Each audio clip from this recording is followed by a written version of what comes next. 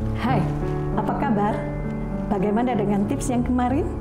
Sudah dipraktekkan? Sudah berhasil? Kalau sudah berhasil, terus dipraktekkan. Karena ada pepatah berkata, bisa karena terbiasa. Jadi teruslah berlatih, kita akan menjadi luar biasa. Dan saat ini saya ingin membagikan tips yang kiranya bisa memberkati semua orang, khususnya pasangan suami istri, khususnya nih para istri-istri yang mungkin bertanya-tanya hari-hari ini, atau memang sudah sangat lama bertanya-tanya, apakah mungkin pasangan yang tidak romantis, suami kita yang tidak romantis, yang tidak perhatian, bisa menjadi romantis dan bisa menjadi lebih perhatian. Ada yang juga bilang, udahlah jangan banyak mimpi, itu cuma ada di film-film. Keromantisan, kemanisan, ya, kebaikan, perhatian, itu cuma ada di drama Korea. Jadi jangan kebanyakan nonton drama Korea, cuma bikin baper. Tapi percayalah, di dalam Tuhan tidak ada yang tidak mungkin. Pasangan kita bisa berubah, tapi mulai dari mana? Nah, suatu hari, ini berdasarkan pengalaman saya secara pribadi, saya diajak untuk mengikuti sebuah acara seminar keluarga yang diadakan oleh Komisi Kaum Wanita di daerah Tangerang Kota sana, dan saya mengikuti seminar itu, dan seminar itu sangat memberkati. Ada tips-tips yang menarik, ada hal-hal yang bisa saya bawa pulang dan harus mulai saya praktekkan. Dan puji Tuhan, ketika saya mulai mempraktekkan apa yang saya terima di acara seminar itu, saya bisa melihat sebuah tragedi yang sudah bertahun-tahun menakutkan, yang membuat saya sendiri bertanya-tanya, apakah mungkin ini bisa berubah? Ternyata bisa. Mulainya dari mana? Yang pertama, ternyata kalau kita ingin melihat pasangan kita berubah, pasangan kita menjadi romantis, adalah buang gengsi. Buang gengsimu, karena gengsimu tidak mengerjakan apa-apa. Gengsimu itu tidak melakukan apa-apa, tidak menghasilkan yang berguna.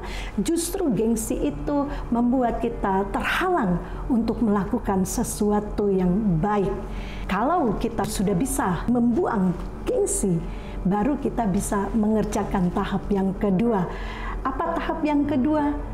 Pembicara itu katakan, bukan cuma binatang yang perlu dilatih, tapi kalian, pasangan kalian itu perlu dilatih. Kenapa?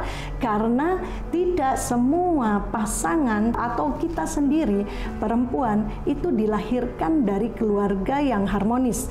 Tidak semua dilahirkan dari keluarga yang hangat. Tidak semua dilahirkan dari keluarga yang biasa dipeluk. Itu yang saya juga mulai, tadinya berat, bagaimana mungkin gitu kan, masa sih kita duluan perempuan meluk duluan, nyium duluan, gengsi banget. Nah itu kan gengsi lagi, gengsinya dibuang. Ingat, kita bukan lagi dua, kita adalah satu di dalam Tuhan. Jadi saudara-saudara ingat bahwa tidak perlu lagi gengsi, karena baiknya dia adalah baik kita, jeleknya dia, pasangan kita, itu jeleknya kita. Mari kita akan buang gengsi dan mulai melatih diri. Latihannya bagaimana? Dengan mulai membiasakan diri memeluk dan mencium pasangan kita. Jadi setiap saat di mana ada kesempatan, saya akan mulai memeluk suami saya akan mulai mencium suami saya. Memang pada awalnya suami saya bilang, hah, apa sih?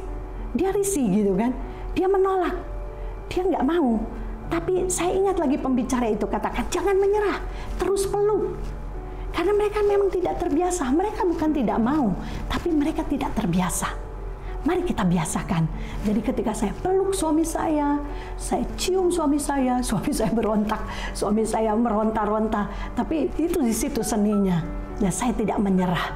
Sampai setiap hari saya selama 2 bulan itu terus melakukan. Suami saya mulai rileks, suami saya mulai menerima, dia mulai menikmati apa yang saya berikan. Dan luar biasa. Ada feedback ternyata yang mulai terjadi. Suami saya mulai bukan lagi diam, bukan lagi pasrah, tapi dia mulai memeluk, dia juga mulai mencium. Nah, kalau ini sudah terjadi, mulailah pada tahap yang ketiga. Apa itu? Ketika dia mulai memelukmu, ketika dia mulai menciummu, cukup katakan, "Papa," atau "Sayang, aku suka sekali ketika kamu mencium. Aku suka sekali dipeluk seperti ini." Karena apa yang kita katakan itu adalah bentuk apresiasi, bentuk penghargaan yang membuat dia merasa dihargai, yang membuat dia merasa dicintai, membuat dia merasa diterima, dan dia mulai tahu pasangannya ternyata suka diperlakukan seperti itu. Perkataan kita akan mengendap, akan diterima dan disimpan di alam bawah sadarnya. Dan itu akan sangat-sangat dia ingat. Dan puji Tuhan, hari-hari ini saya bisa melihat suami saya tidak perlu memeluk duluan lagi. Saya tidak perlu mencium dia duluan lagi. Dia sudah mencium dan memeluk saya terlebih dahulu. Luar biasa bukan? Kita bisa mengubah sebuah tragedi menjadi kesaksian. Jadi apa yang kita inginkan, mengubah pasangan yang tidak romantis menjadi romantis, itu bukan sesuatu yang mustahil. Itu adalah sesuatu yang bisa dikerjakan.